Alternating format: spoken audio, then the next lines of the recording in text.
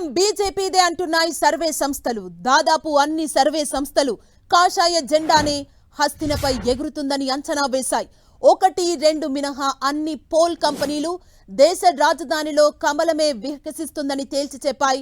కేజ్రీవాల్ కు ఢిల్లీ ప్రజలు షాక్ ఇచ్చారని, ఈసారి ప్రధాన ప్రతిపక్ష హోదాతో ఆప్ సరిపెట్టుకోవాల్సిందేనని అంచనా కట్టాయి. కాంగ్రెస్ ను 2-3 సీట్లకే పరిమితం చేశాయి. ఎంతో ప్రతిష్టాత్మకంగా జరిగిన ఎన్నికల పోలింగ్ చిన్న చిన్న వాగ్వాదాలు, ఘర్షణలు మినహా ప్రశాంతంగానే ముగిశాయి. 70 స్థానాలకు 699 మంది అభ్యర్థులు బరిలో నిలిచారు. 13,700 పోలింగ్ కేంద్రాల్లో ఓటింగ్ కొనసాగింది. ఈసారి పోలింగ్ దాదాపు 60% జరిగినట్లుగా తెలుస్తోంది. 5 గంటల వరకు 57.7% జరిగింది. 6 గంటల వరకు పోలింగ్ జరగ్గా గతేడాది కన్నా అధికంగానే పోలింగ్ జరిగినట్లు అర్థమవుతోంది.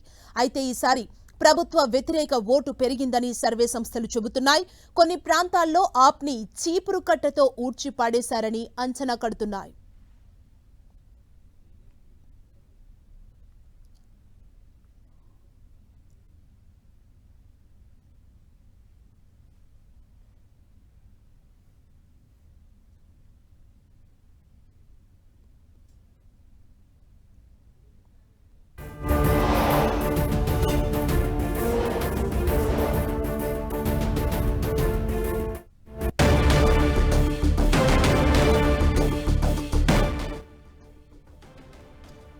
సీట్లున్న ఢిల్లీ అసెంబ్లీకి పోలింగ్ ముగిసింది. ఎగ్జిట్ పోల్స్ ఫలితాల్లో సర్వే సంస్థలన్నీ దాదాపుగా బీజేపీకే పట్టం కట్టాయి.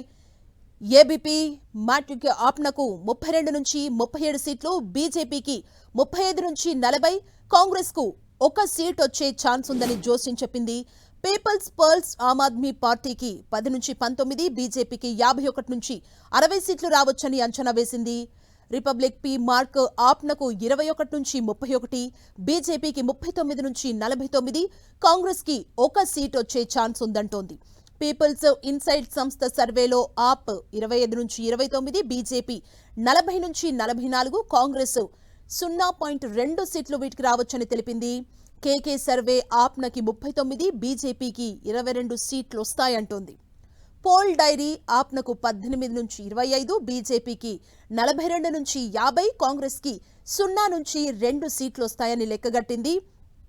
విప్రెసైన్ ఆప్ ఆమ్ ఆద్మీ పార్టీకి 46 నుంచి 52, బీజేపీకి 18 నుంచి 23, కాంగ్రెస్ కి 0 నుంచి 1 సీట్లు రావచ్చంటోంది. ఇక మరోవైపు జేవీసీ సర్వే చూసినట్లయితే ఆప్నకు 22 నుంచి 31, బీజేపీకి 39 నుంచి 45, కాంగ్రెస్ కి 0 నుంచి 2 మధ్య సీట్లు వస్తాయని సర్వే ఫలితాన్ని తెలిపింది. ఇక డివి రీసెర్చ్ సంస్థ కూడా ఆప్ కి 26 నుంచి 34, బీజేపీకి 36 నుంచి 44 వస్తాయంటోంది.